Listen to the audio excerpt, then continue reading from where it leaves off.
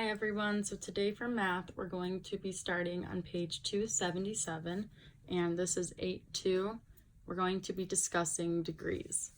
So angles are measured in units called degrees. 1 degree is the measure of one very small turn from one ray to the other. So this angle has a measure of 1 degree. So from this ray to this ray, it has a measure of 1 degree. It's making one very small turn. So this tiny little angle here is worth 1 degree. If we look down here, the measure of an angle is the total number of 1 degree angles that fit inside it. So this angle measures 5 degrees. And to prove that, we can start at this ray, and we want to see how many 1 degree angles fit inside of this, from this ray to this ray. So we can count, we can go 1, 2, 3, 4, 5. So to get from this ray to this ray, we counted 5 degrees. So this angle is worth 5 degrees. The symbol for degrees is a small raised circle. You can write the measure of the angle above as 5 degrees. So we can write this here as 5 degrees. And we did this by we counted 5, we went up 5 from this ray to this ray, so 5, and each of these is worth 1 degree, so 5 times 1 degree equals 5 degrees. So now if we look down here, so we can see that we have a right angle, and this right angle measures 90 degrees. That's because this is 1/4 of a circle, and we know that a whole circle measures 360 degrees. So here, this is just 1/4 of a circle. So 360 degrees times 1/4, because it's 1/4 of a circle, equals 90 degrees. Down here, a straight angle measures 180 degrees. Because if we look here, this is 90. If we kept going over until we got to here, 90 plus 90 is 180. So this straight angle measures 180 degrees because it's half of the circle, and 360 times 1/2 equals 180 degrees. And now here, so we can see that the angle below measures 360 degrees, and a 360 degree turn traces a complete circle. So if we start at this angle, we'd have to go all the way around for the angle to equal 360 degrees. So for page 278, we're going to work on using a protractor. So if you happen to own a protractor that looks like something like this, you could pause this video and go grab that.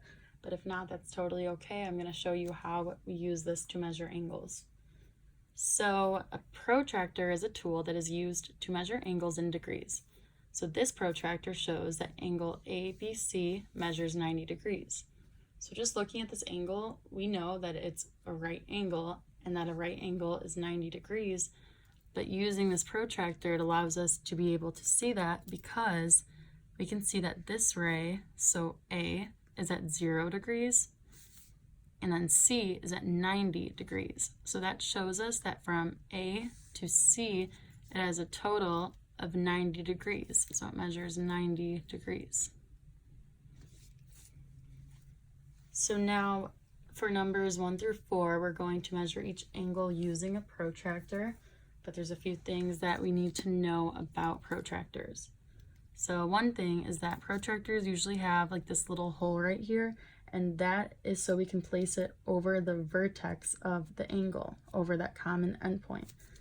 And you can see that if we place it here, you can see that that's what they did. They placed the vertex in that little hole.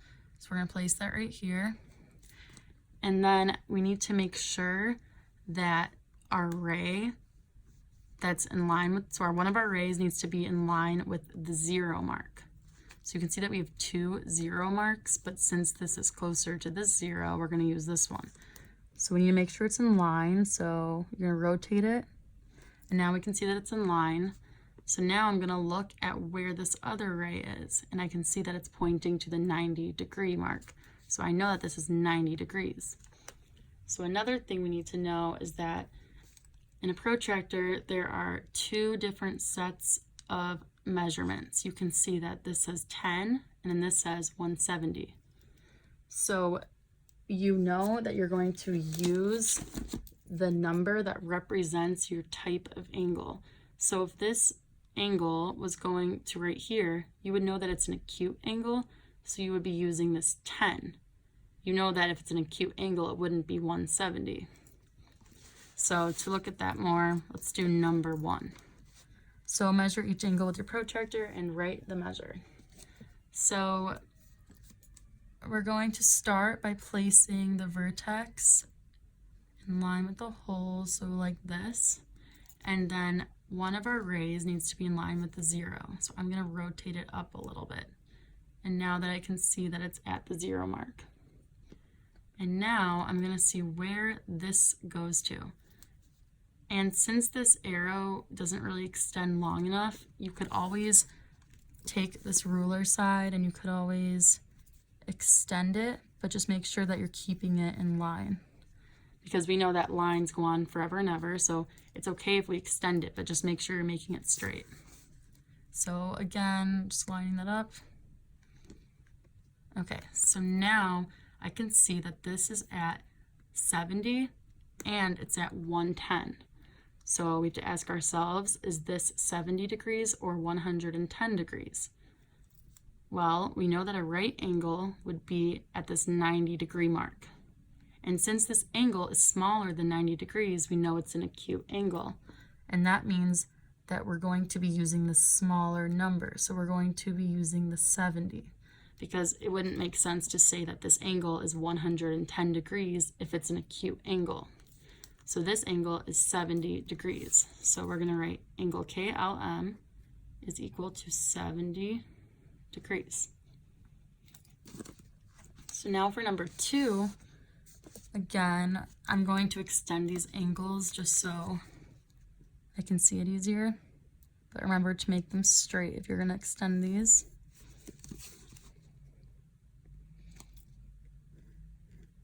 Okay, so now I'm going to place the vertex right in the hole like that, and then I need to make sure that this is in line with the 0, and it actually, that's in line, so I'm going to leave it like that.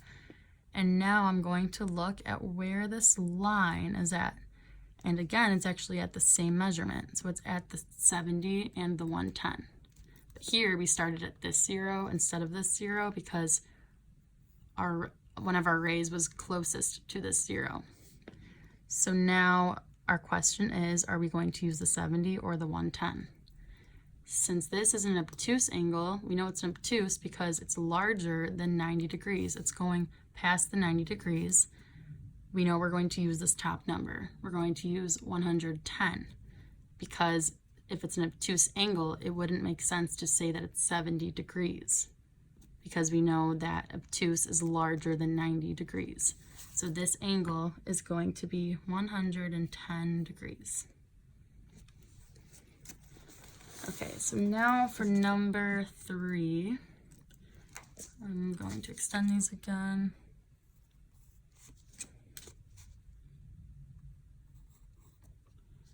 Okay, so I'm going to flip this. So I'm going to line up my vertex with the hole, and then I need to make it at 0 degrees. Okay, I didn't make them quite long enough, but that's okay. You can see that this is at 0, and then we're going to see where this ray is pointing to. We can see that it's at 30, and it's at 150. So our question is this 30 degrees or 150 degrees? We know, just looking at this angle, we know this is an acute angle. It's smaller than a right angle. So that means we're going to use the smaller number. We're going to use 30 degrees, not 150 degrees. So angle XYZ is equal to 30 degrees. And now for number 4, I'm going to do the same thing. I'm just going to extend these.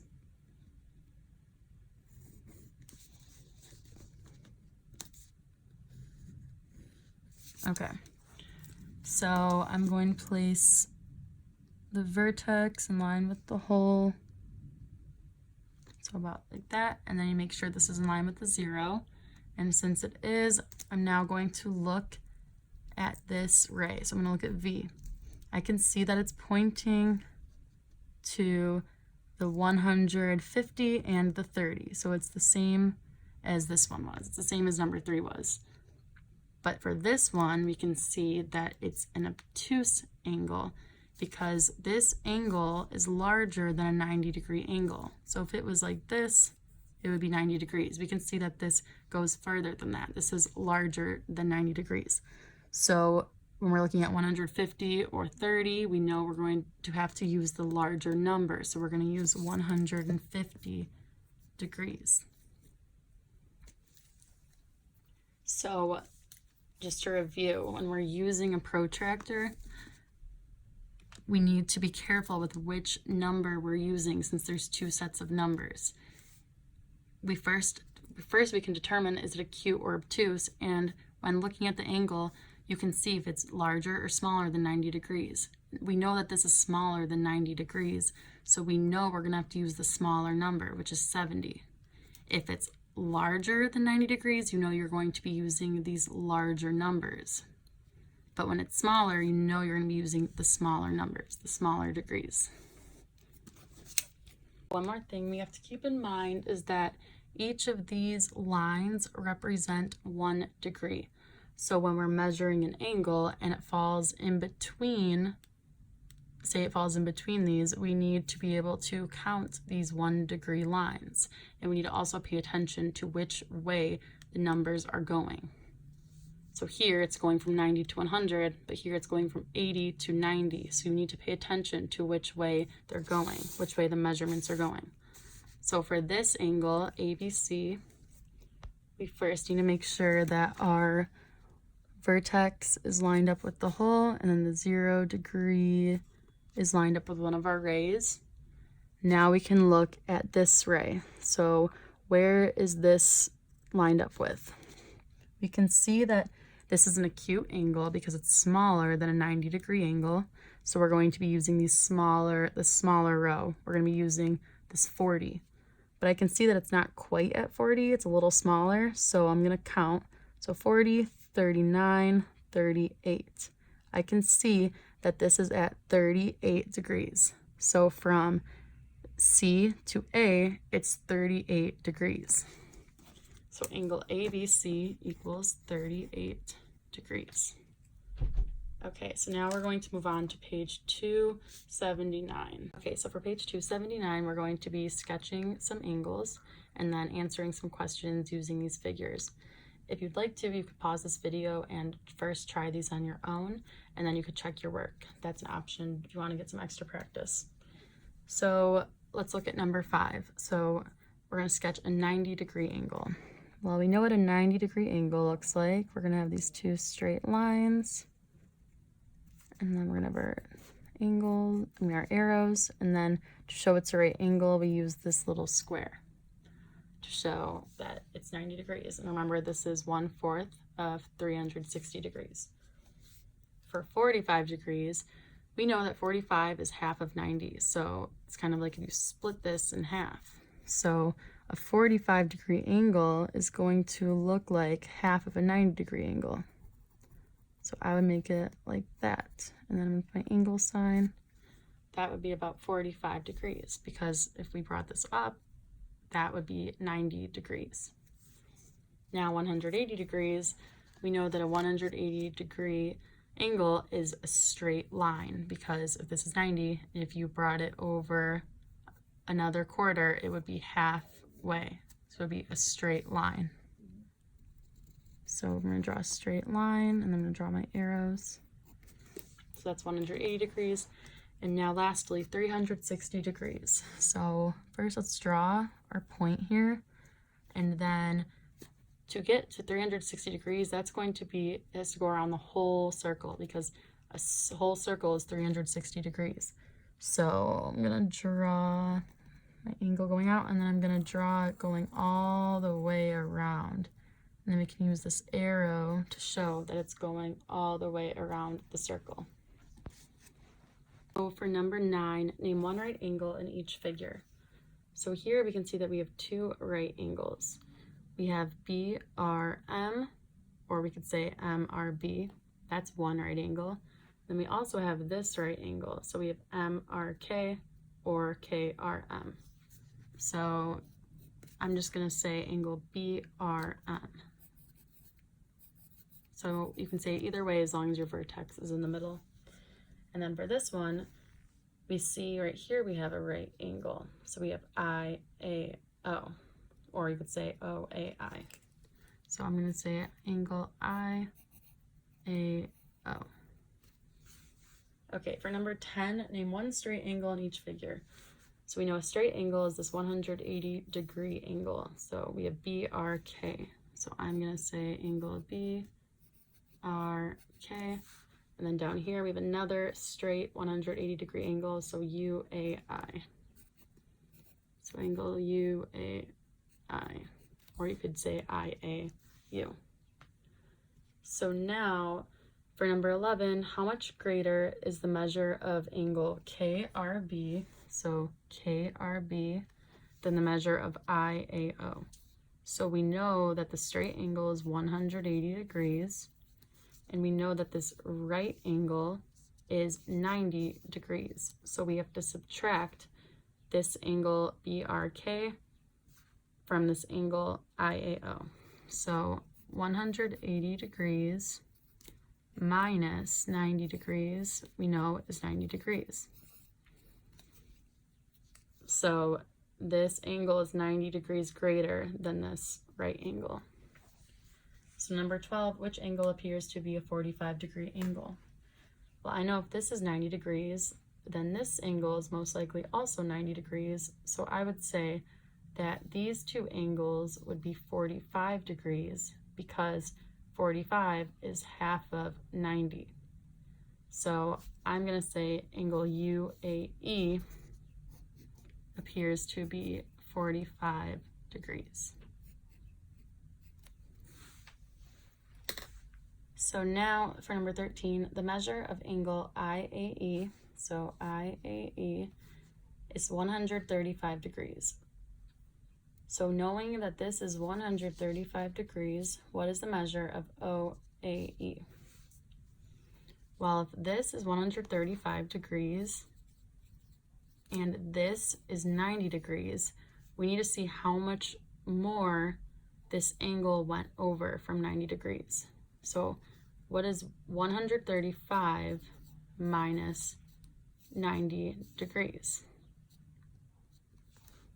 We know that that is 45 degrees. So this is going to be 45 degrees. So what is the measure of OAE? We know it's 45 degrees. What is the measure of UAE? So UAE. So now we can confirm that it is 45 degrees because 45 plus 45 is 90. So once you're all done with this, please make sure to go work on the quizzes. And for that, I would do that right away so that it's fresh in your head. Remember that when using a protractor, be careful first to see if your angle is acute or obtuse so that you know which group of numbers you're looking at. And please make sure not to skip any of those questions. We will be taking a grade on that to make sure that you're working on that and that you're getting your practice in. Thank you.